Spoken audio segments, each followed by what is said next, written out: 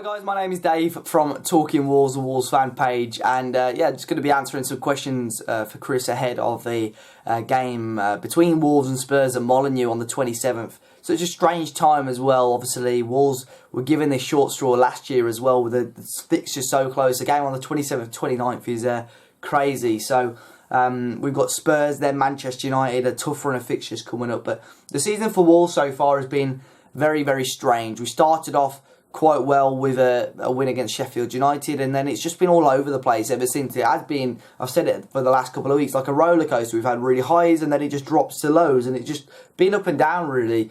For argument's sake, this month we've beaten Chelsea and Arsenal, but then lost to Villa and Burnley, and fans at the moment are feeling a bit nervy and edgy. There's some fans like leaning towards, you know, being really disappointed with how Nuno is setting up the team and not enjoying it, whereas there's other fans that I think appreciate a little bit more what he's trying to achieve, and you know, with the absence of Raul Jimenez, what's happening at Wolves at the moment. So in terms of where we are in the league, I think it's okay, but I think there are a large majority of fans looking at the likes of Villa, Leicester, Everton doing so well and thinking, why aren't we one of those teams? In terms of quality, we should be up there with them and really knocking on the door of the top six a lot more. You know what? We're not in a disastrous position, but at the moment things could be a lot better. In terms of our standout players, I think you can't look past someone like Pedro Neto, who, of course, with Raul Jimenez started off the season quite brightly, really, and had an unfortunate injury against Arsenal.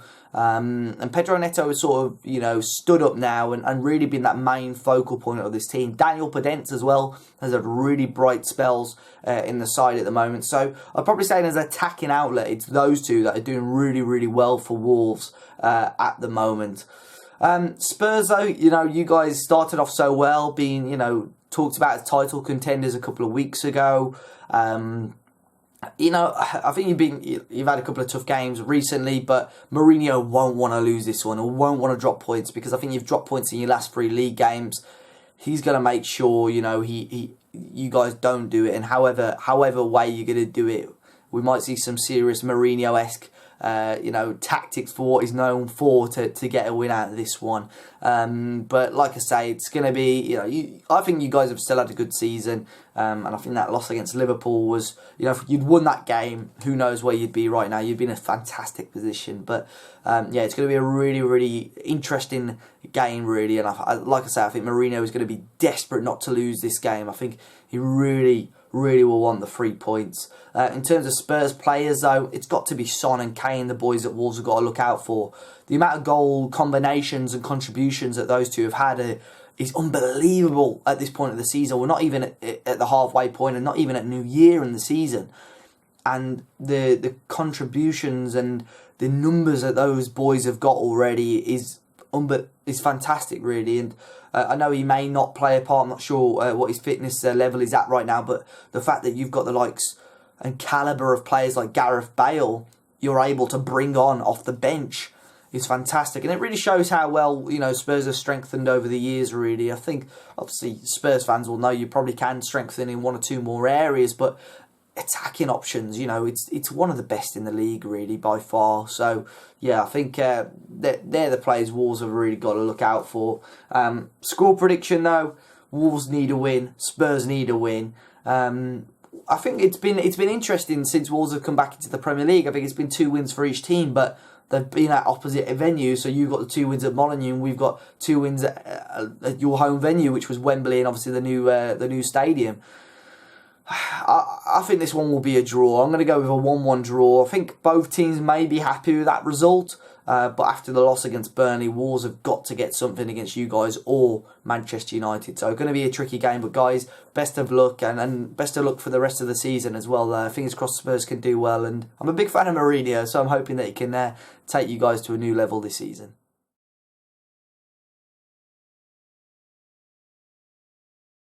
Hey Chris, thanks for inviting me to give the Wolves perspective on your channel. Oh crikey, it's really looking forward to the game. The games between Wolves and Tottenham always seem to be quite entertaining. So much did I enjoy the last game, the away day at the fantastic stadium, the new Tottenham Hotspur Stadium, where Wolves came from behind and won 3-2. Matt Doherty scored that game, didn't he? And Raul Jimenez scoring that winner. Obviously, Matt Doherty now moving over to Tottenham and sort of trying to find his way into, he's sort of in and out of the squad. Don't think his first choice at the moment. Be interested to see if he plays against Wolves. You know, and I'd like to say the stat is quite interesting, because 5 out of the last 6 games have been won by the away side, and indeed Tottenham have won the last 3 at Molineux, scoring at least 2 goals. And you've got such fantastic players throughout the team.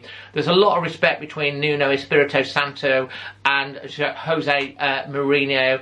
Kane already 10 assists for the season, 8 of those for Son. If he gets one more, I think that equals the record in the top flight. Son's on fire, and I think Kane also only needs one more goal to score his 10th of the season, which would be only the 4th English player to do so in 7 successive seasons. So Tottenham have definitely moved on from last season, are definitely, in my opinion, title challengers this season. Maybe they might just come up a little bit short. They'll still cast on for a Champions League, you'd think.